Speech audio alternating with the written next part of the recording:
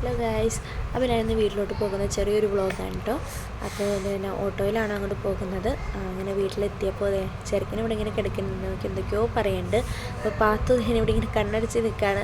കാരണം എന്താണെന്ന് വെച്ച് കഴിഞ്ഞാൽ ഞാൻ ഒരു ഗിഫ്റ്റൊക്കെ കൊണ്ടുവന്നിട്ടുണ്ടായിരുന്നു. അപ്പോൾ അത് കണ്ണടിച്ച് നല്ലോണം തരുള്ളൂ എന്ന് പറഞ്ഞപ്പോൾ ആൾ അങ്ങനെയൊക്കെ നിൽക്കുകയാണ്. ഞങ്ങൾക്ക് ഭയങ്കര സന്തോഷമായിട്ട് അത് കണ്ടപ്പോൾ. അതിനുശേഷം തന്നെ പെണ്ണും ചെറുക്കനൊക്കെ ഇവിടെ ഇങ്ങനെ കിടക്കുകയാണ്. നല്ല കളിയിലൊക്കെയാണ് രണ്ടുപേരും.